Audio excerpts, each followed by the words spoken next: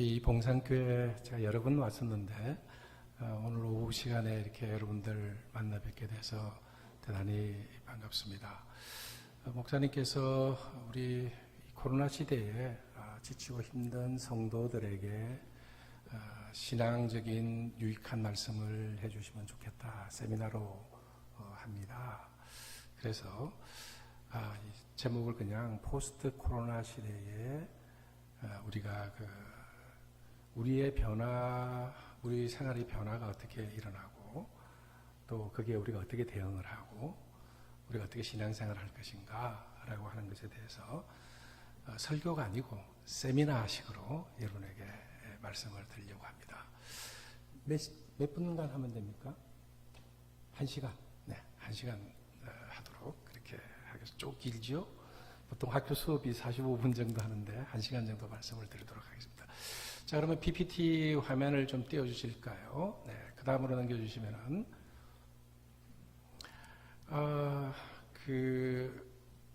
잘 보입니까? 네. 이 강의의 목표, 1시간 강의를 할 테니까요. 첫째로,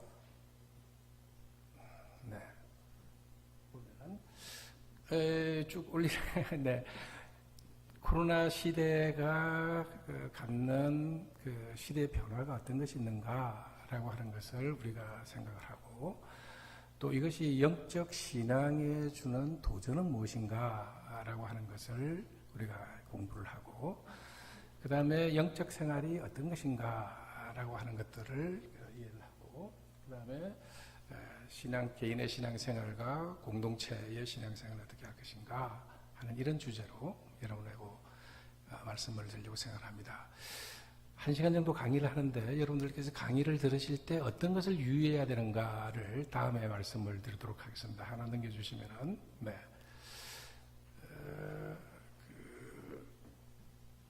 첫째로 우리가 지금 오늘 얘기하는 것은 부분적이고 파편적이다라고 하는 것을 말씀드릴 수밖에 없습니다. 왜냐하면 코로나 시대가 우리에게 주는 여러 가지 변화들이 있는데 그게 전부 다 얘기할 수도 없고 마치 요한복음을 기록한 요한 기자가 예수님께서 하셨던 일과 말씀을 다 적으려면 도저히 다 적을 수 없다. 코로나 시대에 대한 모든 얘기를 다 할 수도 없고 신앙생활에 대한 모든 것을 다 할 수도 없다라고 하는 것을 우리가 이해를 했으면 좋겠고요.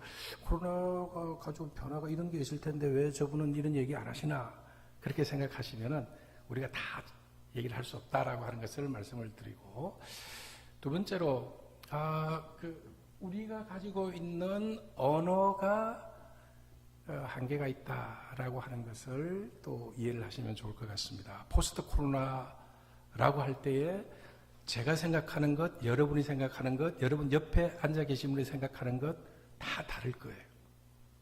심지어 코로나가 뭔가라고 하는 것도 다 다를 거고요. 저분은 신앙생활을 좀 자유롭게 하셔. 저분은 자유주의자야. 자유주의라는 게 뭐예요? 서로 말이 같은 것 같은데 말의 의미가 같을까요? 다를까요? 다른 것들이 많다라는 거예요. 저 정치는 진보적이야.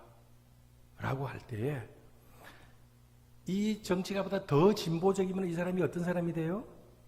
보수적인 사람이 되고 이 사람보다도 더 보수적인 사람이 있으면은 저분은 어떤 사람이 돼요? 진보적이고. 진보적이다, 보수적이다 기준을 누가 정하는 거예요? 네. 이것이 우리 언어가 갖고 있는 한계니까 오늘 우리가 나누는 대화 가운데서도 이런 언어가 갖는 한계가 많이 있다라고 하는 것들을 좀 이해를 해 주시면 좋습니다. 이렇게 되어져야 이런 언어가 갖는 한계에 대한 이해를 해야 공자가 나이가 60이 되니까 귀가 어떻게 해졌더라? 순해졌더라. 이순이라고 그러잖아요. 나이가 많은 분들이 부드러워지고 이렇게 되는 것은 경험이 많아지고 이런 차이들이 어떤 건가를 이해하시기 때문에 그래요. 젊은 사람들 그게 아니거든요. 자기하고 다르면 막 공격하잖아요. 그렇지 않다라는 거 이해하시고 그 다음은 우리가 공부하는 내용, 특별히 신학적인 내용인데 이런 것들이 굉장히 특별하다라는 거예요. 이 가운데 혹시 하나님 보신 분 있으세요? 하나님 보신 분 없어요? 네. 우리가 나로호 우주를 쏘았는데 우주학 그러면은 공부하는 대상이 뭐예요? 우주죠, 그죠? 별도 보고 달도 보고 뭐도 볼 거예요. 생물학 그러면은 생물에 대해서 공부해요. 식물학 그러면은 식물에 대해서 공부하는 게 식물이 다 있어요, 없어요? 있죠. 광물학 그러면은 이거는 금이다, 은이다, 광물이 보여요, 안 보여요? 다 보여요. 근데 신학 그러면은 하나님 보신 분 손 들어봐요. 근데 광물학을 공부하는데 이 내가 광물학을 금에 대해서 공부를 하다 보니까 이 금이 나를 변화시켜 갖고 나를 하여금 새 사람 되게 하더라. 저 식물을 철쭉을 내가 열심히 연구했는데 국화를 열심히 연구했는데 이 국화가 나를 변화시키더라. 이런 얘기하는 사람 손 들어봐요. 없어. 근데 신학을 공부하고 신앙생활을 하다 보니까 내가 나쁜 사람이었는데 좋은 사람이 됐다. 그런 얘기 들어본 사람 한번 손 들어보세요. 그런 사람 많아. 그러니까 이 신학이 얼마나 희한한 공부냐 말이에요. 보이지도 않는 걸 공부하는데. 그 보이지도 않는 것을 공부할 때마다 내가 달라지고 바뀌고 이런 건 없어요. 그래서 옛날에 신학자, 옛날에 그 토마스 아퀴나스라고 하는 분들은 신학을 The Queen of Science, 학문의 여왕이라고 그랬어요. 제일 어려운 거예요. 그런 거 오늘 할 거예요. 1시간 동안. 그러니까 여러분 굉장히 수준이 높아지시는 거예요, 지금. 네. 그 다음. 그리고 이 신학을, 우리가 이 공부하는 영성이라든가 이런 것들은, 여러분 영도 못 보셨잖아요. 그런 거에 대한 우리가 공부를 할 텐데, 이것은 대단히 다시 한번 따라 합시다. 실천적이어야 한다. 실천적. 신학의 공부나 이 신앙에 대한 공부는 실천적으로 옮겨야 돼요. 우리 삶에 구현되어져야 돼요. 이러한 특별한 그런 공부를 오늘 할 거다. 하니까 공부가 우리 뭐 할 건가에 대해서 이걸 1시간 동안에 하라는 거는 이게 미션 임파서블인데 하여튼 그래도 한번 해보도록 그렇게 하겠습니다. 자, 그 다음 페이지로 넘겨주시면은, 자, 이제 코로나도 우리가 서로 이해하는 바가 다 달라요. 이게 단백질 덩어리가 있어갖고 이 스파이크가 달려가지고 뿔이 이렇게 나와가지고 이게 들려붙어가지고 우리 몸을 이거 막 그냥 뭐지 나하고 콤비네이션이 잘 안 돼 저쪽하고 그냥 여러분 그냥 보세요. 코로나가 우리에게 굉장한 그 변화를 가져오는데 첫째로 공간에 대해서 변화를 가져온다. 그렇게 생각을 합니다. 여러분 공간이라는 게 뭐예요? 공간이 우리 사람을 지배해요, 지배 안 해요? 지배해요. 여러분 18평 아파트에 살다가 36평이나 40평에 가서 살게 되면 생각이 좀 바뀌어요, 안 바뀌어요? 바뀌어요. 여러분, 나는 인간으로서 만뿔의 영장으로서 내가 모든 주변 환경을 다 통제하고 이럴 거야. 안 그래요. 여러분 배고프면 먹고 싶어요? 안 먹고 싶어요? 배고프면 먹고 싶어. 그래갖고 앞에 있는 사람 얼굴에 찐빵으로 보여. 그러니까 내가 남들을 통제할 거다. 나는 주변 환경에 지배를 안 받는다가 아니라고요. 공간이 우리에게 주는 지배력이라고 하는 건 대단한 겁니다. 요즘 우리 그 식당이나 이런 데 가면은 한 칸 띄어라 이러죠? 그걸 뭐라 그래요? 좀 전문적인 용어로? 사회적 거리두기라고 그래요. 근데 제가 대학교에서 경영학을 공부를 했는데 경영학에서요, 이 사회적 거리두기에 대해서 그걸 배웠는데 이걸 설명하기 위해서는 제 경험을 하나만 얘기를 해볼게요. 제가 미국에 1986년도에 프린스턴에 처음으로 유학을 갔어요. 가가지고 한국에 뭐 편지 부셔야 될 게 있고 그래가지고 프린스턴 우체국을 찾아갔어요. 찾아갔더니 우체국이요, 그나마 한 데다가 사람들이, 그때 제가 서울에 있다가 갔는데 한 1.5m씩 뚝뚝 이렇게 떨어져 있어요. 그리고 앞에 있는 그 우표 팔고 하는 사람이 이를 보고 next, 그럼 1.5m 있던 사람이 가고, 그럼 내가 1.5m 앞에 가고. 그때 내가 너무 놀랬던 게 이 미국 사람들은 왜 이렇게 멀리 떨어져 있나 그랬다고요.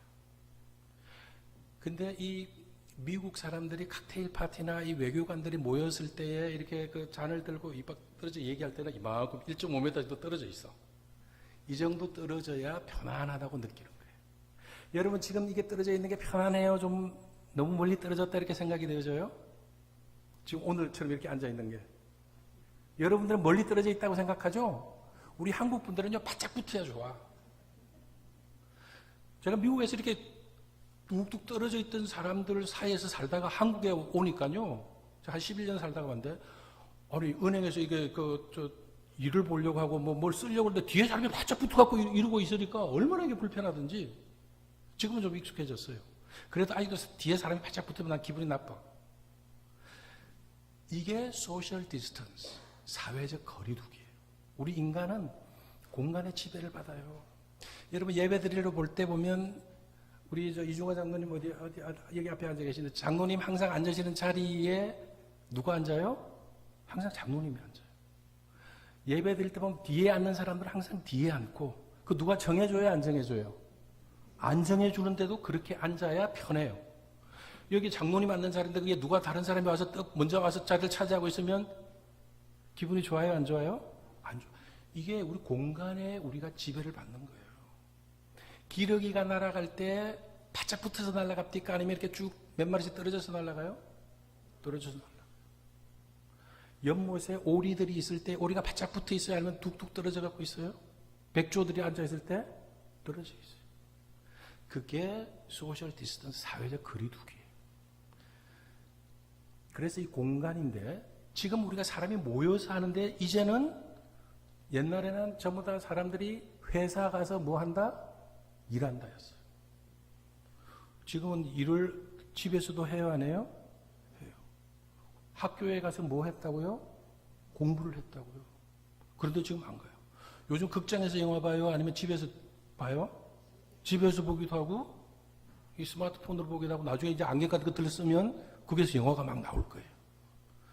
이러한 것들이 이 공간에 대한 우리의 생각을 코로나로 인해서 바뀌었다라는 거예요. 오늘 또 우리 점심 먹으면서 많은 사람들이 옛날에는 식당에 가서 밥을 먹는다 이렇게 생각을 했는데 지금은 식당에서 배달을 시켜서 집에서 먹는다 이렇게 생각을 하고 있어요. 쇼핑도 백화점을 가요? 아니면 그냥 우편으로 사요? 집 앞으로 턱 오도록 이렇게 만들어지는 이 공간에 대한 개념. 그럼 예배는? 교회 와서 예배 드린다? 아니면 집에서 들어 누워서 이렇게 TV 보면서 휴대폰 보면서 이 목사님이 설교 싫어가지고 다른 사람 저기 어디 저 사랑의 교회 목사님 설교 들어야지 이렇게 할 수 있어요. 그렇게 된다니까요. 1980년대만 가도 이 TV 이반젤리즘이라는 게 있었어요. 뭐 지미 베컨이 뭐 타미스 스웨그니 뭐 저 누구야 또 뭐 적극적 사고방식 그런 분들이 전부 다 TV에 나와가지고요. Just click away. 클릭만 하면 그 목사님 척 나오고 또 클릭하면 딴 목사님 척 나오고 이렇게 되는 시대에 신앙생활을 어떻게 하는가 그 80년대로 고민을 했는데 지금 그게 아주 일상화됐어요. 의사 선생님들 진료를 로봇가 할 거예요. 택시 기사들이 무슨 뭐 카카오 택시 뭐 어쩌라 그런데 앞으로 자율주행 나오면요 그거 다 없어집니다. 교수들도 없어져요. 강의를 다 좋은 스크린으로 척척척척 다 나올 텐데 공간에 대한 개념이 굉장히 달라지게 만든다라고 하는 이런 시대가 왔고요. 그 다음에 코로나 시대가 우리에게 가져다 주는 두 번째는 기술의 혁신을 이제는 받아들일 수밖에 없게 되어졌다라는 시대. 이게 참 기분 나쁜 얘기인데요. 이렇게 세상이 바뀌고 있으니까 이건 난 거부해야지 라고 해서 거부가 됩니까? 안 됩니까? 안 돼요. 이제는 어르신들 보고도요, 들어올 때 체온 재세요. 그러면 나 체온 안 재고 나는 안 할 거야. 이러던 분들도요, 지금은 다 해야 돼요. 그래요, 안 그래요? 그래요. 이제는 그런 새로 빨라진 기술이 우리의 삶을 바꾸고 변화시키고 나를 강제하는구나. 라고 하는 것들이 느껴지기 시작하고 그걸 수용하기 시작했다는 거예요. 여기 지금 나이 드신 분들도 많이 계시고 젊은 분들도 계신데 스마트폰 안 쓰시는 분 혹시 한번 손 들어보세요. 스마트폰 안 쓰시는 분은 없어요? 유튜브도 보세요? 한 분 계시는 거. 저분은 아주 훌륭하신 분인데 의식적으로 이 신문명을 거부하시는 거예요. 휴대전화가 나를 지배하지 못하게 하겠다. 그래가지고 지금 안 하시는 거예요. 그런데 그런 분들이 점점 많아져요? 아니면 점점 줄어들어요? 점점 줄어들어요. 네. 그래서 빨리 변하는 기술 문명을 받아들이는 감수성이 훨씬 높아졌대요. 과거에는 새로운 거 나오면요, 없애려고 그랬어요. 안 받아들여도 되는 때가 있었어요. 근데 지금은 그것이 되지 않는다는 거예요. 강제한다는 거예요. 나이 드신 분들보다 젊은 세대는 훨씬 더 받아들이는 게 빨라요. 네. 그러니까 이게 참, 이게 어떻게 해야 될지 모르겠어요. 여기 앉아 계신 분들, 찬양대 하시는 분 좀 젊으신, 상대적으로 젊으신데, 자기 그 아들들 고등학교 2학년, 3학년 과학 숙제 도와줄 수 있는 분 한번 손 들어보세요. 이쪽 앉아 계신 분들 중에서 자기 손자, 고등학교 다니는 손자 수학 문제 풀어줄 수 있는 분 손 들어보세요. 없어. 오정식 장로님, 저 수학 문제 풀어줄 수 있어요, 손자? 없어요. 그런데 오정식 장로님 할아버지는요, 장로님 어렸을 때 장로님 앞에 앉혀놓고, 야! 3월달 되면은 농사는 이렇게 해야 되고, 들에는 몇 시에 나가야 되고, 뭐 해야 되고, 그분들이 다 가르쳐 줬어요? 안 가르쳐 줬어요? 다 가르쳐 줬죠. 그러니까 옛날에는 누가 제일 힘이 있어요? 나이 드신 어른들이 힘이 있어요. 이거 가을 되면은 추수 이렇게 해가지고 뭐 어디다 쌓아야 되고 뭐 해야 되고 이렇게 피는 언제 뽑고 이거 다 가르쳐 줄 수 있었는데 지금은 야 이거 어떻게 해야 되냐? 할아버지는 그것도 모르세요? 이런 얘기를 들어요. 그러니 어른들이 이게 기가 살아요, 죽어요? 옛날에는 우리가 다 가르쳐 줬다니까. 며느라기야, 천을 이렇게 하고 빨래를 이렇게 삶아가지고 이렇게 하고 뭐 하고 다 가르쳐 줄 수 있었다니까요. 옛날에는. 근데 지금은 안 돼요. 이게 기술 문명이 속도가 점점 더 빨라질 거예요. 우리의 손자들이 우리 나이가 되면요, 그들 밑에 손자들한테는 훨씬 더 떨어질 거예요. 뒤떨어질 거예요. 기술 속도가 훨씬 더 빠르기 때문에. 네. 그 다음, 이렇게 되면은요, 오늘도 우리 장로님들하고 뭐, 그런데, 여러분, 일본 그러면 우리보다 힘이 센 나라로 여겼어요? 안 여겼어요? 일본 그러면 옛날에 힘이 센 줄 알았다니까요? 근데 지금 젊은 애들은요, 일본 우습게 알아요. 옛날에 우리가 젊었을 때는 일본 문화가 일본 게 다 좋았어요. 뭐 미쯔비시 뭐예요? 밥통 소니 텔레비전 이 다 좋았다고. 지금은 그럼 전혀 엉터리야 그런 거. 일제는 엉터리예요.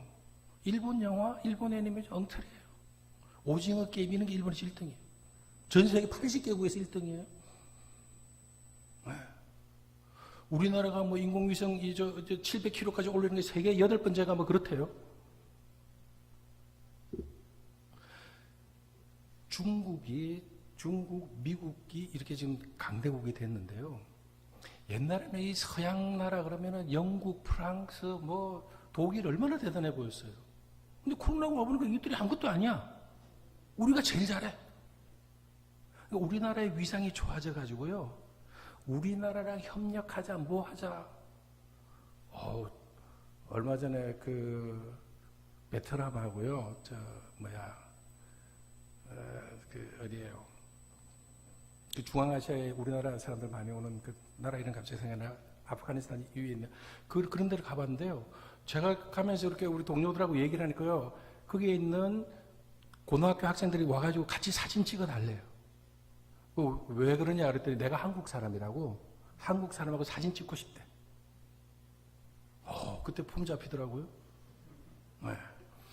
지금은요, 우리나라 제품 그러면 제일 좋아합니다. 우리나라가 만든 만두 있죠? 어마어마하게 잘 팔려요. 우리나라가 만든 초코우유, 밀크우유 그런 거 있죠? 얼마나 잘 파는지 몰라요. 빙그레 우유 이런 거 있잖아요. 한국에서 만들면 다 좋아요. 우리가 어릴 때는 미국제는 미제는 똥도 좋다고 그랬는데 이제는 우리나라 때 그렇게 될 판이에요. 왜? 한국 음식이 너무 좋으니까. 그래서 이 세계 질서가 다극화되고 옛날에 미국 중심, 소련 중심, 중국 중심, 일본 중심 이게 여러 나라로 바뀌게 되고 거기에 우리나라가 대단히 중요한 역할을 감당할 거다. 이게 코로나가 우리에게 가져온 우리의 변화예요. 우리는 잘 몰라요. 우리가 외국에 나가보면 알아요. 외국 사람들이 우리를 인정해줘요. 우리나라 여권을 가지고 여권 심사 없이 그냥 척척척 갈 수 있는 우리 세계 두 번째래요, 우리나라. 1위가 싱가포르고, 싱가포르는 500만밖에 안 되잖아요. 우리가 일본이나 인도보다 더 위에요. 네. 우리나라의 경제력에 대한 비교를 투자하는 회사 사람들이 모여서 평가하는 데는 우리가 일본보다 훨씬 앞이에요. 네. 자, 코로나 시대가 아니니까 그 다음 얘기를 합시다. 네. 네 번째는 경제 환경의 변화. 그래서요, 돈을 버는 방식이 많이 달라진다. 은행에 텔러들 있죠. 앞에서 돈 하고 하는 그런 분들 다 지금 은행이 문 닫아요, 문 안 닫아요? ATM으로 기계가 다 하잖아요. 네. KTX나 기차 타니까 표 검사합니까, 안 합니까? 안 해요. 심지어 서울이나 전주에도 있는지 모르겠는데 사람도 없어. 거기 들어가서 아이스크림 사고 이 무인 상점이 엄청 많이 늘어났어요. 그러니까 물건 팔고 계산하고 하는 그런 사람들이 있다는 거예요, 앞으로 필요하다는 게 필요 없다는 거예요. 필요 없다는 거예요. 그럼 뭐하고 돈 벌어야 돼요? 큰일 났어요. 강아지 산책시키기 이런 게 요즘 뜬대요. 네? 고양이 장례사 이런 것들. 네. 그러니까 앞으로 산업이 엄청나게 달라질 거고, 자본에 의한 증식. 학생들이 제일 큰 꿈이 뭐냐 그러니까 빌딩 주인 되는 거라잖아요. 세 주고 하는 거, 건물주 되는 거라. 이게 부익부 빈익빈 현상이 가속화될 거다라고 하는 그런 우울한 전망들 많은데, 시간이 많으면 많이 하겠는데 그 정도로만 하고요. 그 다음, 자, 이렇게 되다 보니까요, 우리가 가지고 있는 이런 많은 변화들이 우리가 가지고 있는 신앙생활에 대해서 심각한 도전을 준다라는 거예요. 첫째로, 예배 참석이 대면, 비대면 예배로 바뀌어지니까요, 이게 위기를 가져온다라는 겁니다. 여러분, 교회는요, 예수님 잘 믿고 천당 가자 라고 하는 것도 있지만은요, 그것보다 더 많은 부분 중에 하나는 교회가 사람들이 모인 공동체라는 거예요. 며느리야, 나 이번에 교회 갈 건데 지난번에 왜 산 그 옷 있지? 원피스 있지? 그거 갖고 와. 그거 입고 나갈 거야. 그러면서 교회 가면서 멋있는 옷을 입고 와가지고 다른 교인들에게 내가 새 옷을 입었다. 어디 가서 자랑해요? 교회 오면서 자랑하는 거예요. 자기가 노래 잘하잖아요. 노래 잘하는데 그 노래 잘하는 능력을 어디서 발휘해야 돼요? 에스더 성가대에서 한다고. 에스더 성가대 아무나 못해요. 노래 잘하고 소프라노하고 엘토하고 이렇게 할 줄 아는 사람이 가야 돼. 그러니까 아무나 하는 거예요? 함부로 하는 거예요? 함부로 못하는 거예요? 자기가 가르치는 능력이 있는 사람은 가르치는 능력을 가지고 교회 학교에서 가르치기도 하고, 봉사할 수 있는 사람들이 있으면 봉사는 그것도 하고 안내하고 이러는 거. 교회가요, 예배 드리는 거기도 하지만 이런 많은 일들을 하는데 그것이 다 예배 드리기 위해서 주일날 모여갖고 한다니까요. 근데 이거 비대면 예배로 주일날 안 모이면 이 옷 입고 나갈 수가 있어, 없어? 없어요. 심지어 주일날 화장도 안 하는 분들도 있을 걸 아마, 교회 안 나온다고. 네. 이런 일들이 생겨나게 되니까 우리의 신앙에 대한 도전이 올 수밖에 없다라는 거예요. 설교를 배달하듯이 요즘은 일본 사람들 우리나라에 와서 굉장히 놀란 게, 배달 문화가 너무너무 발달이 돼가지고 배달하면은 피자니 뭐니 척척척 오는데, 야, 우리 아파트 앞에는 시장도 배달 왔더라 그러더라는 거예요. 왜? 아파트 앞에 시장이 열리니까 그 사람 눈에는 시장이 배달 온 걸로 보이는 거야. 근데 예배를 배달할 수 있을까요? 네, 이거 심각하게 생각해 봐야 됩니다. 그 다음, 네. 교육을 해야 되는데, 여러분 교회가요 얼마나 중요한 역할을 하는지 몰라요. 교회에서는 나쁜 놈 되라 그런 얘기 들어본 적이 있어요? 교회에서? 없어요. 교회에서는 착한 사람 되라, 부모에게 효도해라, 도둑질하지 말라, 이런 거 다 가르치는 데가 어디예요? 교회예요. 예수님께서 십자가 위에서 피 흘리면서 돌아가셔서 내가 구원을 얻었다. 이 귀한 소식을 자식들에게도 가르쳐줘야 되고, 성경 읽는 것도 가르쳐줘야 되고, 이렇게 해서 사회에서 올바르게 바르게 살아갈 수 있도록 기본적인 가르침을 하는 것이 가정에서도 일어나지만 더 중요한 것은 교회에서 일어났어요. 그래서 미국의 목사님 가운데 한 분이 쓴 책이 뉴욕 베스트셀러에 50위 안에 항상 2년, 3년 들었던 게 있는데, 그 책 이름이 뭐냐면 All I Need to Know I Learned at Kindergarten. 내가 배워야 할 모든 것을 나는 유치원에서 배웠다 라고 하는 책이에요. 그게 미국에서 그 책이 어디냐? 목사님이 쓰신 거예요. Play fair. 다른 애들하고 공정하게, 정정당당하게, 바르게 승부를 해라. 네가 가지고 있는 것을 나누어라. 남을 배려해라. 사람 가리지 말고 사겨라. 이런 모든 것들을 유치원에서 배웠다는 거예요. 근데 그것이 교회 유치원에서 가르쳐 보니까 그렇더라는 거예요. 근데 팬데믹으로 인해서 교회에 모이지 않으면 교회 학교에서 이런 교육이 일어날 수 있어요? 없어요? 없다는 거예요. 이 심각한 위기가 될 겁니다. 아까도 얘기했잖아요. 교회는 자기가 헌신하면서 교회에서 일을 하면서 기쁨과 보람을 느끼는 거예요. 우리 봉산교회는 이게 넓어가지고요. 이게 그 주차 뭐 요원들 주차 요원이 있어요? 아마 이 넓어서 이게 없는 것 같은데, 서울 시내 같은 데 가면 여기 굉장히 복잡합니다. 이명박 대통령이요, 소망교회 장로 되려고 주일날 아침에 이거 봉 들고 이걸 4년 동안 했다는 거 아니에요. 그래가지고 장로 됐다는 얘기 아니에요. 그러니까 소망교회에서 이거 들고 이거 하는 거 함부로 못해. 지위가 좀 있어야 하는 거예요. 교회에서 그림 그리는 거, 교회에서 찬양대 하는 거, 교회에서 교육하는 거, 식당에서 봉사하는 거. 미국 흑인교회는요, 교회에서 오는 분들을 갖다 어셔라고 그래요. 주일날 한 번 오는데 제일 좋은 옷 입고, 여자분들은 꼭 모자를 써요. 모자를 쓰고 촥 이러고 오는데, 또 남자 흑인들은요, 여기다 명찰 촥 달고 촥 그 교인이 오면 촥 갖고 팔짱을 촥 껴요. 그렇게 촥 하고 촥 맞춰주고, 이거 자기 순서 오는데 빼먹으면 그 담임 목사는 혼나요. 이거 하는 거, 이러는 거. 그러니까 교회 학교, 교회는 이렇게 헌신하는데 비대면 예배가 되고 사람들이 모이지 않으면 그런 걸 할 수 있는 기회가 있다, 없다? 없어진다는 거. 속된 표현으로 하면 교회 갈 재미가 없어진다. 이런 인식이 되는 거예요. 교회는요, 그 다음, 기도와 찬양을 통한 신앙의 역동성. 우리가 찬양을 함께 부를 때 힘이 나지 않습니까? 근데 이 교회에서, 옛날에 교회에서 하던 걸 요즘 다 어디서 하느냐? 이 월드컵 축구장에서 다 해. 그것들이 노래 부르면서 자기 팀을 응원하는데, 옛날에는 이게 교회에서 있었다니까요. 교회에서 신앙 사교행 이런 거 할 때 교회에서 열심히 찬양을 불렀는데, 요즘은 교회에서 찬양 안 하고 어디 가서 한다고요?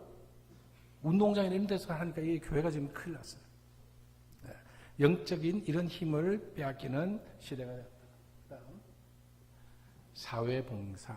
교회가 그동안 사회봉사를 많이 했는데 이런 신앙의 활력이 떨어지게 되면 교회가 이렇게 봉사하는 그런 힘도 약해지고, 이제는 과거에는 많이 안 하던 국가라든가 지방 정부가 또 이런 일을 많이 하니까 교회가 상대적으로 이렇게 할 수 있는 기회들이 많이 줄어든다. 옛날에 고아들 돌보고, 가난한 사람들 병원 세워서 병원에서 치료해주고, 미션 스쿨 세워서 학생들 가르치고, 이런 모든 일들을 교회가 관계되어지는 단체가 다 했었어요. 이제는 그것이 점점 축소가 되고 앞으로는 더 축소될 것이다. 이렇게 우울한 전망을 할 수밖에 없습니다. 그다음 한 가지 더는요, 이 교회는요, 같은 취미를 가진 사람들이 모여서 취미 활동도 할 수 있고, 아이고, 내가 지금은 봉동에서 살지만 옛날에는 무주 산골짜기에서 살았는데, 이 전주로 나오니까 아는 사람도 없고 그런데 교회 가니까 아는 사람들 만나더라. 그런 게 있었어요, 없었어요? 있었어요. 그래서 교회 내에서 누구는 부한 사람들, 남은 사람들, 뭐 이렇게 이런 게 있었다고요. 고향 떠난 사람들이 모이는 곳이 베드로전서나 베드로후서나 디모데서나 갈라디아서나 이게 다 고향을 떠난 사람들에게 보내는 편지였어요. 그러니까 교회가 그때는 홈리스, 집을 떠난 나그네들이 모여 있는 곳이 교회였다고요. 서울에 가면은 고향을 떠난 사람들이 제일 많이 모였던 데가 70년대, 80년대 모였던 데가 어디라고요? 교회였었어요, 교회. 그러니까 70년대, 80년대 우리나라 사람들이 제일 많이 불렀던 노래가 뭐예요? 고향역, 비 내리는 호남선, 삼천포 아가씨, 어쩌고저쩌고, 이런 게 다 고향 떠난 사람들이 고향을 그리면서 불렀다. 그러니까 그만큼 고향을 떠난 사람들이 많았다는 얘기예요. 교회가 그들의 집이 되어줬어요. 의외의 홈이었어요. 집 떠난 사람들의 집의 역할을 누가 했다고요? 교회가 했었다.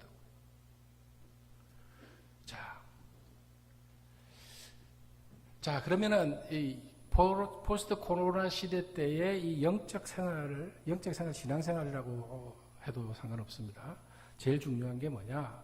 이 코로나 시대의 이 처방이 신앙생활이다. 라고 하는 거예요. 아까 막 그 빈익빈, 부익부, 또 여러 가지 불안하게 하고 기술도 모르고 나는 이제는, 젊은 사람들이 너무너무 빨리 배우는데 나는 배운 것도 없고, 힘들다. 하는 이 불안한 시대의 처방약이 뭐냐? 영적 생활이고 신앙생활이다. 라고 하는 겁니다. 두 번째는 왜 그러냐? 영적 생활은 이런 불안하고 급변하는 이런 시대, 정신없는 이런 시대에 내면의 안정을 가져다 준다. 라는 겁니다. 마음이 고요하고 잔잔하고 변화에 휘둘리지 않고 두려워하지 않고 든든하게 편안하게 서갈 수 있도록 해주는 것이 영적 생활이다. 세 번째로,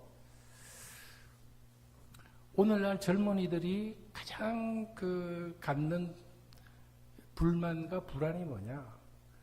내가 미래가 없다라는 거예요. 누구는 부모를 잘 만나서 저렇게 하고 있는데 나는 왜 우리 부모에게 이런 혜택을 못 받지? 이런 식의 불만과 불안, 이러한 것들을 영적인 훈련을 통해서 극복하고 그에 대한 처방을 받는다라는 거예요. 따라서 미래에 대한 불안, 이러한 것들을 극복할 수 있습니다. 그래서 믿음, 소망, 사랑할 때 그 두 번째 소망, 우리의 신앙생활이 소망을, 미래에 대한 소망을 갖는, 이건 긍정적인 낙관론이 아닙니다. 현실에 대한 냉정한 판단 하에 내가 이것을 극복할 수 있다라고 하는 겁니다. 두 번째는 공동체 내에 사랑과 활력을 불러일으킨다라는 겁니다. 영적 생활을 통해서 교회 공동체, 자기가 소속되어 있는 공동체에 활력을 회복시킬 수 있다. 나중에 들어보시면 됩니다. 따라 또 영적 생활은 친교와 봉사를 가능케 한다. 교회의 굉장히 중요한 기능 가운데 하나가 코이노니아, 친교입니다. 서로 어려운 일을 당한 가정에 애경사가 있을 때 도와주고 기뻐하고 하는 이러한 일들을 비롯해서 직장에 대한 그런 어려운 일들, 여러분들이 가정이나 직장에 어려운 일이 있으면 목사님께 전화해요? 전화 안 해요? 전화하고 장로님께도 전화하고 구역장에도 전화하고 그렇게 전화하죠. 그래서 그분들이 도움을 받고 상담도 해주고 그렇게 하지 않습니까? 그것이 굉장히 큰 도움이 되는 거 아니에요. 그런 게 있는 게 좋아요? 없는 게 좋아요? 어려운 일이 있을 때 구역장님한테 전화해가지고 어느 집에 지금 어떤 일이 있다고 그러는데 목사님께 보고를 해주세요. 그렇게 해가지고 이게 다 상담을 하고 치유되게 하는 그런 일들을 영적 생활을 통해서 가능하게 한다라는 거예요. 이것이 굉장히 중요한 교회입니다. 사회적 봉사를 가능케 합니다. 어려운 겨울이 되면은 뭐 연탄도 나눠주고 김장도 해주고 그런 것도 중요하지만 그보다 더 중요한 것은 그분들이 홀로 있지 않고 내 주변에 누군가가 있어서 나를 위하여 기도해주고 누군가가 나를 위하여 염려해주고 누군가가 나를 위해서 걱정해주고 하는 분들이 있구나 라고 하는 마음이, 그리고 마지막으로 나의 가장 좋은 친구 예수 그리스도가 나와 함께 하는구나 라고 하는 마음을 갖는 것이 얼마나 이 힘들고 급변하고 정신없는 시대에 살아가는 우리에게 마음의 안정을 주는가 라고 하는 것을 느낄 수 있게 됩니다. 자, 그러면은 이제 오늘 우리의 그 제일 중요한 영적 생활이라는 게 뭔가 라고 하는 겁니다. 여러분 아까 우리 요한복음 같이 읽으셨는데 거기에서 제일 중요한 말씀은 뭐냐? 영적 생활이라는 게 뭐냐? 따라합시다. 영적 생활이란 예수님이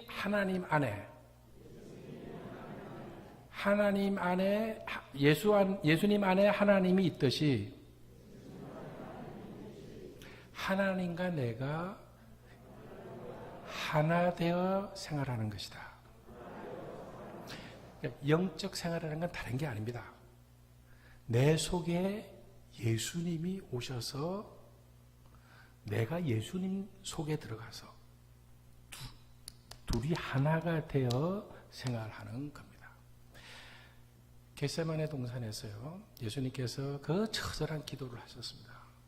땀이 흘려서 이 핏방울이 되도록 이렇게 기도를 했는데 그때 뭐라고 기도를 하셨어요? 자기에게 죽음이 다가오는 것을 알 때 예수님의 기도는 아버지여, 내가 원하는데 이 죽음의 잔이, 이 잔이 내게서 지나가게 하옵소서. 예수님은 십자가 위에서 달려서 돌아가고 싶었어요? 안 돌아가고 싶었어요? 그거 안 죽고 싶었죠. 당연히 안 죽고 싶었죠. 그러니까 예수님은 안 죽고 싶고 자기의 젊은 혈기를 가진 청년인데 그랬을 거 아니에요. 그런데 그 마지막 결론은 뭐였어요? 내 뜻대로 마옵시고 누구 뜻대로? 아버지의 뜻대로 하옵소서. 어떻게 이게 가능하냐? 예수님 안에, 예수님이 하나님 안에, 하나님이 예수님 안에 하나가 되어 있었기 때문에 그래요. 영적 생활의 처음과 끝은 뭐다? 하나님과 하나 되어서 생활하는 거예요. 하나님이 내 안에, 내가 하나님 안에 있듯이 예수님이 하나님 안에, 하나님이 예수님 안에 있는 것과 같은 이러한 생활을 하는 겁니다. 옛날에 오래전에요, In His Step이라고 하는 소설이 있었는데 우리말로는 예수님이라면 어떻게 하실까? 라고 하는 책이 있었어요. 혹시 여러분 읽어보신 적 있으세요? 예. 그게 저도 정확하게 기억은 안 나는데 그분이 이제부터 나는 예수님이라면 어떻게 할 것인가? 라고 하는 방식대로 살아가야 되겠다. 그러니까 교회에서 말씀 피우는 사람이 있는데 그냥 가서 혼을 내주고 싶은데 예수님이라면 저 사람에게 어떻게 했을까? 네? 또 교회에서 어떤 일이 있는데 그냥 성질대로 하고 싶은데 내가 예수님이라면은 이 사태를 어떻게 했을까? 라고 하는 그걸. 나는 그것이 가장 영적 생활이 무엇인가라고 하는 것을 잘 설명한 말이라고 생각해요. 영적 생활은 예수님이 하나님 안에, 하나님이 예수님 안에 이 둘이 하나가 되듯이 우리가 하나님과 또는 예수님과 성령과 하나 되어서 생활하는, 살아가는 것이다 라는 겁니다. 무슨 말인지 아시겠죠? 네.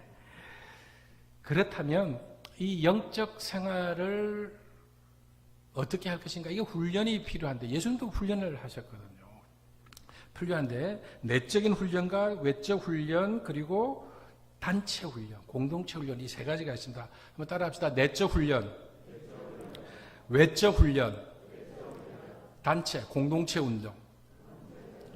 예, 공동체 훈련 이렇게 필요합니다. 첫째로 내적 훈련은 첫째로는 따라합시다. 묵상의 훈련입니다. 묵상의 훈련. 묵상은 침묵하면서 하나님의 뜻을 생각하는 겁니다. 뭐 하면서요? 침묵하면서. 요즘 시대는 뭐가 많은 시대다? 말이 많은 시대. 교회에서도 말이 많아요, 안 많아요? 말이 많아요. 동창들이 모이는 자리에 가서 여성분들이 모이는 동창 모임인가 봐요. 그러면 그 중에는 한 분이 뭐 얘기해. 요즘 서울에 있는 대학만 가는 게 서울대 가는 거요. 그러니까, 어머, 집에 그 철수 이번에 어떻게 됐어? 고대 뭐 합격했다 그러대. 그럼 그게 뭐예요? 자랑하는 거예요. 자기 자식 자랑하는 거예요. 그 옆에 있는 사람 배가 아파요, 안 아파요? 배가 아픈 거예요. 야, 오늘 이 고기 왜 이렇게 질기냐? 잘 안 지킨다 이러면서 금리빨 드러내는 거예요. 금리빨 했다. 그러니까 저쪽에서 또 사람이 오면서, 야, 오늘 차 많이 막히대. 주차할 데가 없어. 어머, 차 뺐구나. 뭐, 신랑인지 남방인지가 차 빼라 그러는데, 뭐, 그랜저밖에 안 돼. 그러니까, 이게 왜 이렇게 덥냐? 이러면서 또 손을 이렇게 올려. 그거 뭐예요? 그 다이아몬드 반지가 있는 거예요. 반지잖아. 이 전부 다 뭐 하는 거예요? 말로 자기 자랑하는 거예요. 아버지의 나라 오면은 오른쪽 왼쪽에 있게 해주옵소서. 이게 다 제자들도 마찬가지였어요. 그런데 예수님은 그럴 때에 말하지 않고 멀리 가서 조용히 말을 마치고, 말을 하는 것은요, 자기를 과시하고 자기를 욕심을 드러내고 싶어하는 그런 거예요. 이거를 끊으라는 거예요. 그러면서 묵상하면서 하나님의 음성이 들리도록 기다리는 거예요.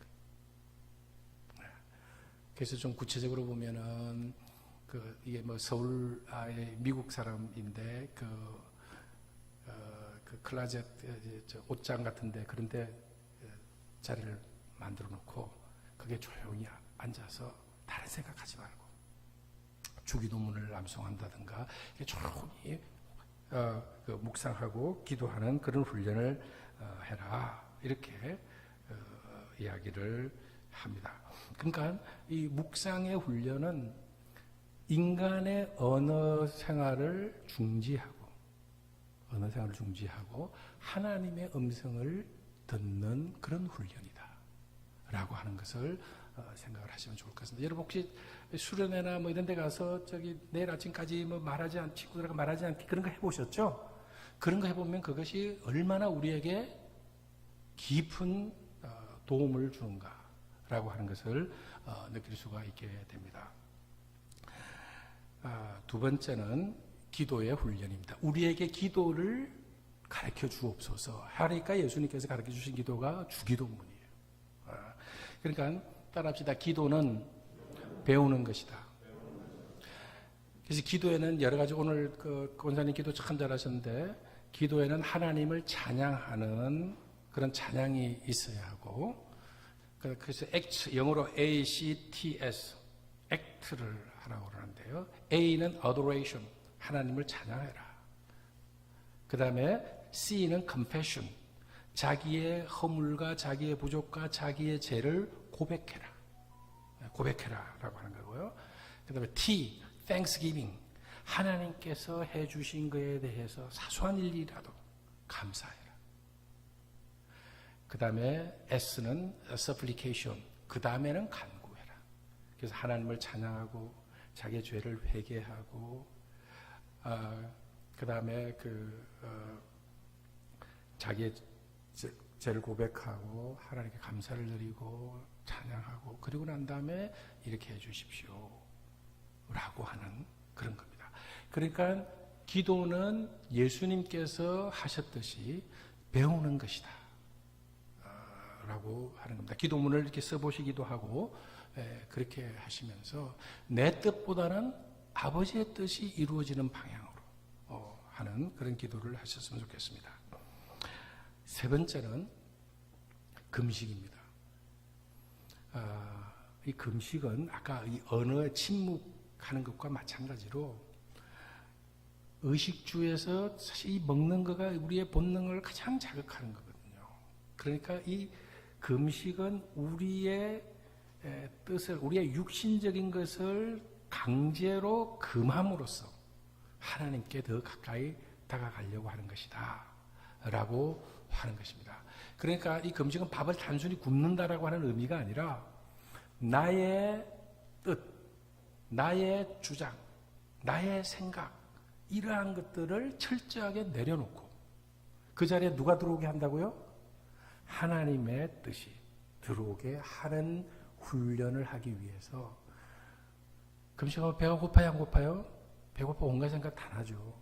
그러나 그런 과정을 통해서 하나님의 뜻이 나를 주장할 수 있도록 하게 해달라. 지금까지는 내가 내 생활의 중심이고 내가 다 하는 것 같다고 내가 했다라고 한다면 이 금식의 훈련을 통해서 해야 됩니다. 근데 금식을 한다고 무슨 뭐 온갖 동네 자랑 다 하고 뭐 이렇게 하면 돼요, 안 돼요? 안 돼요. 그건 외식하는 게 히포크리티컬한 거예요. 금식은 남들이 몰래 정상적인 생활을 다 하면서도 그 속에서 나의 자를 내려놓고 나 자를 깨트리고 하는 것을 내가 증명하기 위해서 하는 거다. 이런 거 우리가 여러분들도 한 번씩 해보실 기회가 있을 텐데, 사순절 기간에 뭐 해요? 예, 사순절 기간에 자기의 나쁜 습관이라든가 자기의 뭐 이런 걸 40일 동안만이라도 해보지 말자, 그런 거 있죠? 예. 미국에서는 뭐 나는 뭐 그때 커피를 끊겠다, 나는 이때 뭐를 하질 않겠다, 아이스크림은 안 먹겠다. 미국은 그런 거예요, 사람들이. 예. 이게 뭐냐? 그런 것을 끊는 것을 통해서 예수님께 더 가까이 하고 예수님의 고통에 참여하겠다는데, 금식은 그보다 훨씬 더 적극적으로 하는 거다라고 하는 것을 기억을 했으면 좋겠고요. 네 번째는 그 학습의 훈련입니다. 이것은 분석적인 활동이고 지적인 활동인데요. 예수님의 그 가셨던 걸음, 또는 우리보다 앞서 갔던 신앙인들에 대한 그런 이야기, 이런 것들을 보고 배우고 익히고 훈련하고 배우는 그런 것을 말합니다. 교회는 언어의 공동체고요. 교회는 역사적인 공동체입니다. 그리고 교회는 교육적인 공동체예요. 배우는 자리, 배우는 데가 교회예요. 그럼 가르칠 교자에다가 모일회자인데, 그러니까 혹시 여러분들 가운데 자기 집에 봉산교회 100주년 그 기념 책 있으신 분 손 한번 들어보세요. 내가 그때 그 책 평하러 왔어. 그거 다 있을 텐데 끝까지 다 읽어보시고 한번 손 들어보세요. 없어요. 사진만 대충 보고 아까 그 김 장군님 잘 나왔네 뭐 그런 거 하지 말고 읽어보고 6.25 때에 봉산교회에서 어떤 분이 교회를 지키기 위해서 노력을 했는가? 어느 권사님이 여름 성경학교 때 그 땀 흘리는 콜리게들을 위해서 강냉이 삶아오고 감자채 갖고 와서 먹였는가? 그런 얘기들이 그렇게 많이 기록이 안 돼 있을 텐데, 원래 교회는요 그런 것을 기억하고 회상하고 후손들에게 가르치는 거예요. 그게 교회예요. 근데 그런 걸 너무 안 해. 영적인 훈련이요 그런 겁니다. 일제시대 때에 우리 교회가 이렇게 어려웠는데 누군가 논 한마디기 내가지고 교회를 어떻게 수리하고 이런 얘기들 잘 안 나와 있는데, 그런 거를 발굴하고 너희 선조 때의 일을 기억하라. 이게 이스라엘 신앙의 근본이에요. 학습하고 배우고 가르치고 이거 해야 된다. 자, 이것이 이렇게 하는 것이 내적인 훈련입니다. 내적인 훈련은 아까도 말씀드렸지만 묵상, 혼자서 조용히 묵상하고 기도하고 금식하고 배우고 하는 거고, 외적인 훈련이 있는데, 첫째는 단순성입니다. 단순성을 훈련해라. 뭐 하라고요? 단순성을 훈련하라. 나는 이쪽 자꾸 쳐다보는데 미안한데, 이제 여름옷 많이 집어 넣을 때죠? 여름옷이 많아요? 안 많아요? 많아가지고 이걸 다 버리는 게 좋아요. 응? 버려야 된다라는 거예요. 신앙의 기본은, 그리고 하나님은 단순하신 분이다라는 거예요. 따라서 하나님은 단순한 분이다. 진리는 단순하다. 예수님의 가르침을 산상수훈이고 황금률이라고 그래요. 마태복음 5장부터 쭉 7장까지 나오는데, 그게 결론이 뭔지 아세요? 결론이 이거예요.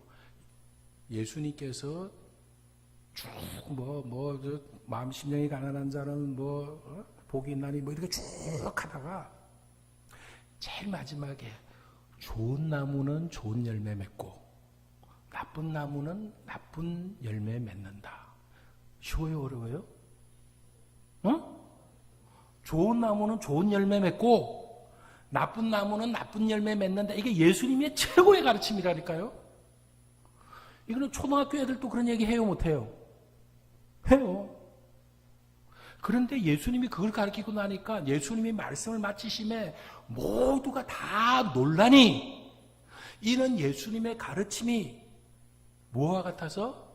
권세 있는 자와 같아서 바리새인과 서기관과 같지 아니함이라. 예수님이 오토리티브하더라.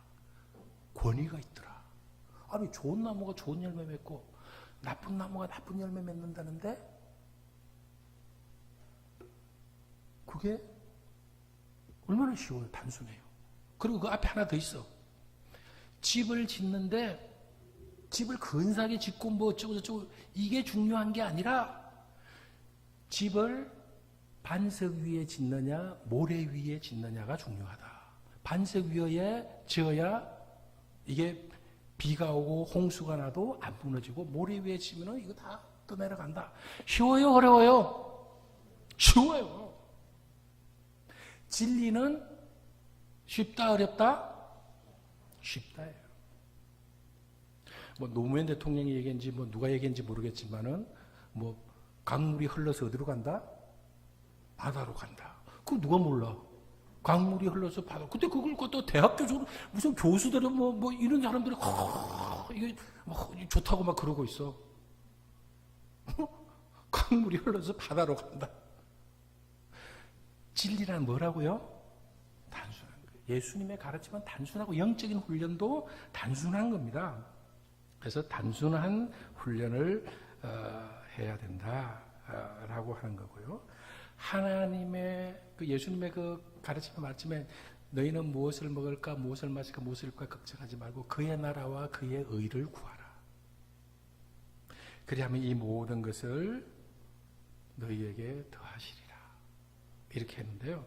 자, 단순성. 그래서 우리의 생활을 단순하게 하는 거. 이게 영적으로 굉장히 중요한 훈련인데, 첫째로, 아까도 얘기했지만, 남들에게 자랑하려고 필요 없는 것 사지 말아라. 네? 네. 그 다음에 두 번째로, 상용하는 것을 가능하면 줄여라.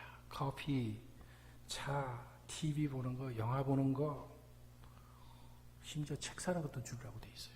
난 책이 많은데 큰일 났어. 응? 그 다음에 물질을 남들에게 나누어 주는 습관을 가져라. 네 번째로 최신형 쓰지 말고 좋아하지 말아라. 휴대폰 같은 거 나오자마자 사고 그러는 젊은 사람들 많아요. 그게 다 과지 명품 사려고 하는 거 얼마나 웃기는 거예요. 네. 그래서 이 나이키 신발 같은 게 20몇만 원씩 하더라고. 그런데 어떤 사람들은 고무신에다가 나이키를 쭉 그려가지고 너희들이 없는 나이키 이러면서 물질을 소유하지 말고 즐기는 법을 가져라. 자연에 대해서 감사하는 법을 가져라. 할부 구입에 대해서 의심해라. 할부는 다 자기들의 남는 장사예요. 그러니까요, 제가 경영할 때 이런 걸 배웠다니까요. 사람들이 물건을 안 살라, 여러분들을 갖다, 미안합니다. 경영학 하는 사람들은 여러분을 다요, 비둘기나 닭으로 봐요. 뭐로 본다고요? 비둘기나 닭으로 봐요. 그 궁겨, 닭 실험이랑 비둘기 실험이 유명합니다. 스키너라고 하는 그 행동 심리학자가 그런데, 궁겨요. 그리고 그 앞에다가 이 빨간 버튼을 만들어 놔요. 얘가 굶으니까 막 돌아다니다가 딴쪽에니까 콕 찍는다고. 부리로 찍으니까 옥수수알이 톡 튀어나오는 거예요. 그러니까 얘가, 이거 빨간 거를 찍으면 옥수수가 나온 거를 학습을 해요, 학습을 안 해요? 그걸 배우니까 얘가 놀다가 배가 고프면 거기 가서 콕 찍는 거야. 그럼 이게 촉 튀어나와. 그렇게 교육을 시켜놓고, 그 다음에 얘를 굶겨요. 배가 고프니까 찍으려고 그러는데, 가는 데다가 전기 쇼크가 촥 오게 만들어. 그럼 이게 갈래다가 전기가 치고 오니까 물러나요, 안 물러나요? 물러나죠. 그러다가 또 전기가 또 오면은 또 촥 가다가 또 물러나고. 그러다 진짜 배고파 죽으니까 애나 전기고 뭐 가서 찍는다. 여러분이 냉장고 살려고 그럴 때요. 아이고 둘째 등록금 내야 되는데 이번에 남편 보너스가 안 나오는데 뭐가 안 되는데 사러 가려다가 지릿하고 오게 하는 거야. 그러면은 그런 사람들을 갖다가 기어이 거기 와서 사게 만드는 게 뭐예요? 할부로 사시죠. 이거를 사시면 이거를 끼워드립니다. 이런 것들을 다 닭실험하고 이런 걸 해가지고 연구한 거라니까요. 그러니까 그런 거 하면 된다 안 된다? 하지 말아요. 하지 마라.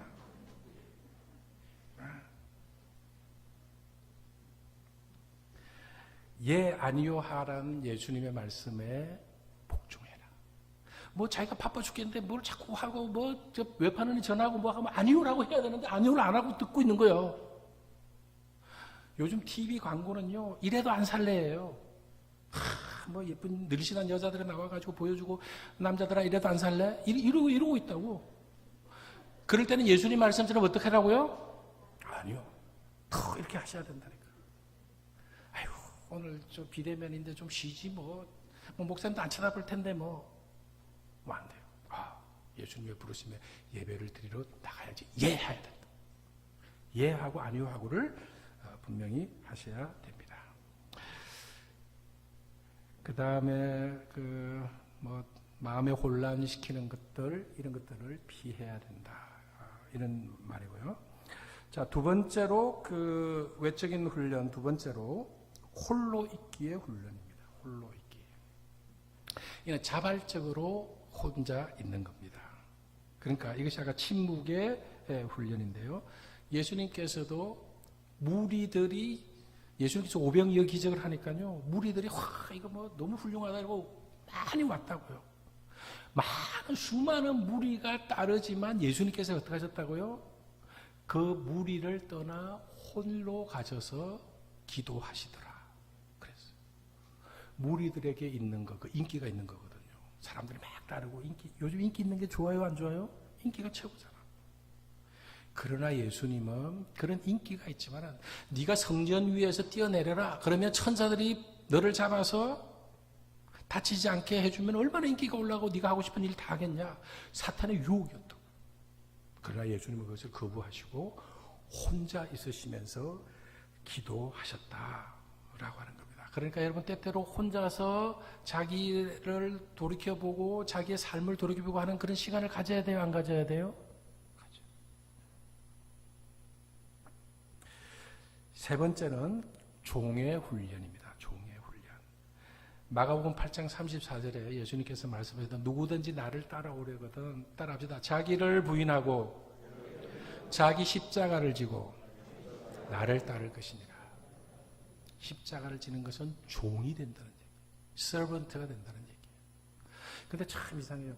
종이 되면 하나님께서 도리어 그를 높이 올리셔서 그를 영화롭게 하는 겁니다.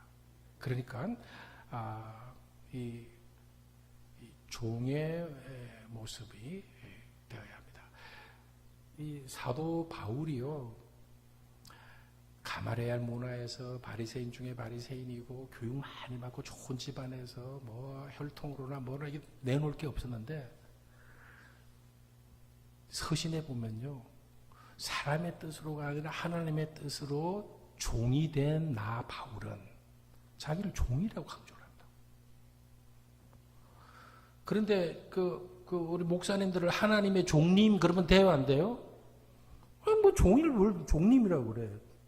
그렇잖아요. 머섬님 그럽니까? 뭐 그 주인이 머섬 보고? 그건 아니잖아요.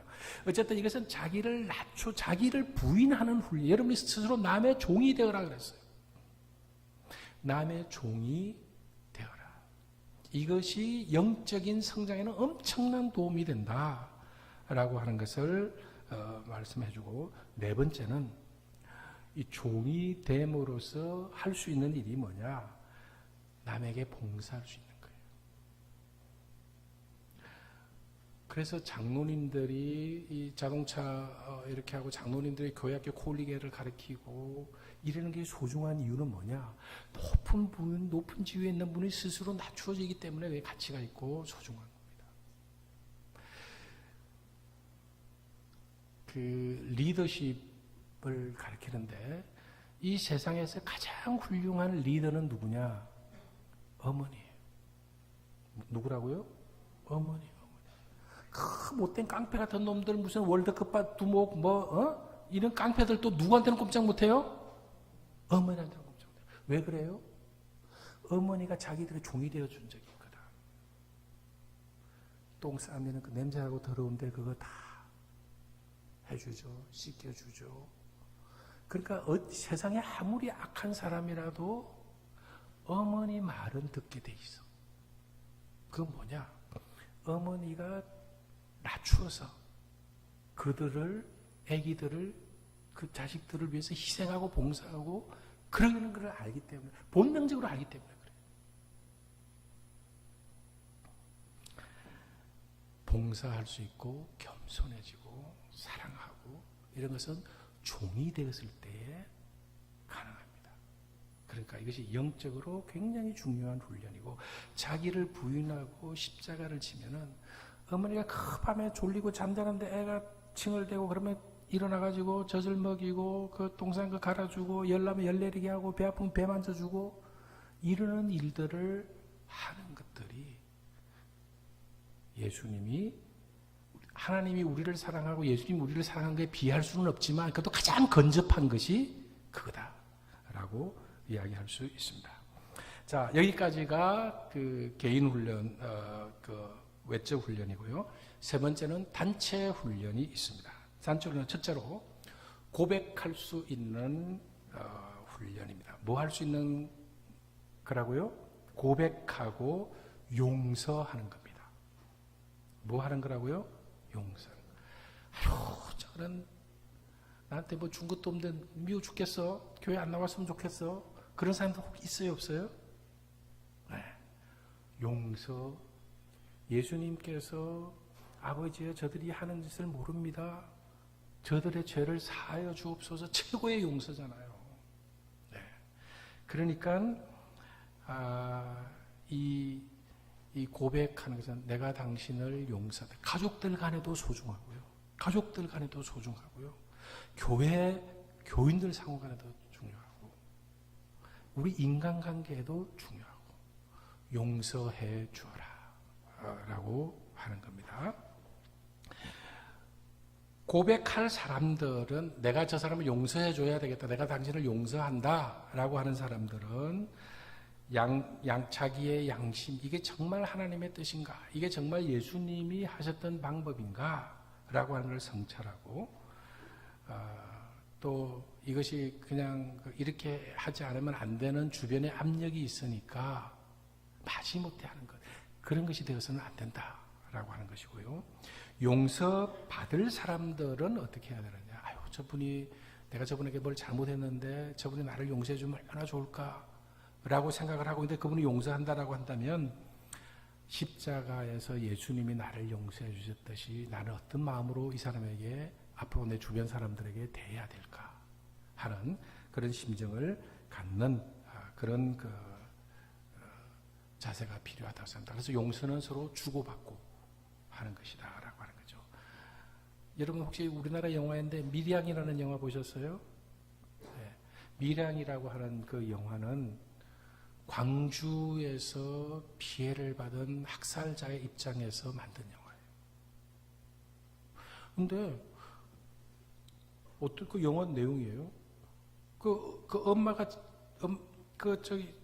자기 자식을 죽인 사람이 있는데 감옥에 갇혀 있는 거예요. 그래서 이 사람이 오랫동안 힘이 들어가가지고 힘들고 해서 자기가 용서를 해주려고 그러는데 또 갔는데 지금 아주 평온한 얼굴로 이러고 있으면서 면회 오셨습니까? 하나님이 나를 용서해 주셨습니다. 이러고 있어.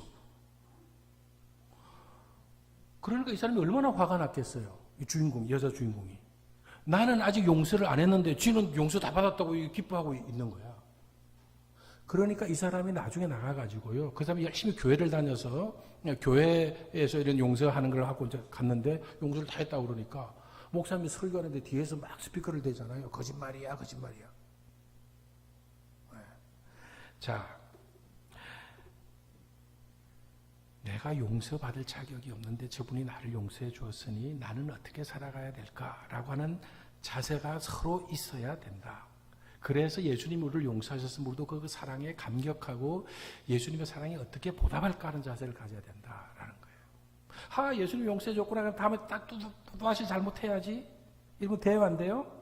안 돼요. 철저하게 돌아서는 삶을 살아야 된다. 두 번째로 외적인 훈련은 예배의 훈련입니다. 예배의 훈련은, 예배는 아까도 말씀드렸지만 하나님과 우리는 하나님께 찬양과 기도와 예물을 드리고, 하나님은 우리에게 하늘문을 여시고 필요한 말씀과 우리가 필요한 복을 주시는, 이러한 것이 일어나는 것이 예배다라고 하는 것을 이해하시고, 예배도 따라서 훈련, 이 주보에 잘 만들어지는 이런 것들을 보시면서 예배에도 훈련으로 참석해야 된다. 세 번째는 인도하심을 받는 훈련을 하셔야 됩니다.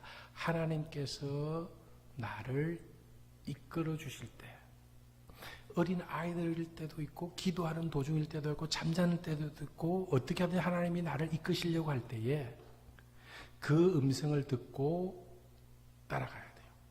가룟 유다에게 그런 기회가 주어졌지만 가룟 유다는 그 기회를 버리고 자기 스스로 목숨을 끊었어요. 다윗에게는 그 잘못했을 때에 나단이라고 하는 선지자가 와서 꾸짖었을 때에 그 하나님의 인도하심을 받아들이고 시편 51편을 지었어요. 내가 모태에서 죄 중에서 태어났고 내가 엄청난 죄를 지었구나. 인도하심을 받아들이는 사람과 받아들이지 않는 사람의 차이요. 베드로는 몇 번 만에 예수님을 부인하다가 돌아섰어요? 3번. 닭 울기 전에 네가 나를 3번 부인하라는 것이 생각이 나서 밖에 나가서 목 놓아 울었더라. 베드로를 3번 만에 받아들였어요. 받아들이는 연습을 하셔야 됩니다. 마지막으로 찬양의 훈련. 놀라운 일이 생깁니다. 찬양 부르세요. 그런 거 있죠? 네. 찬양을 할 때에 걱정과 근심과 이것을 이길 수 있는 기운이 납니다. 운동장에서 달리는 선수들이 자기 팀들이 와 잘한다고 찬양을 해주면은 이 힘이 나는 것과 마찬가지다라고 하는 겁니다. 자, 이제 마지막으로 오늘 우리가 배웠던 내용 요약과 결론입니다. 첫째로 코로나는 우리 인류가 경험해 보지 못한 그런 새로운 경험을 우리에게 가져다 줍니다. 두 번째로 우리의 삶을, 신앙생활을 본질적으로 바꾼다. 신앙의 위기일 뿐만 아니라 우리에게 기회가 될 수도 있다. 네 번째는 이것이 극복하기 위해서는 영적 생활, 영적 훈련, 여러분에게 말씀드렸던 그런 내용들을 하는 것이 필요하다. 이렇게 말씀드릴 수 있고, 개인과 공동체의 삶을 건강하게 회복합시다. 이렇게 말씀을 드리겠습니다. 잘 들어주셔서 감사합니다. 네, 고맙습니다.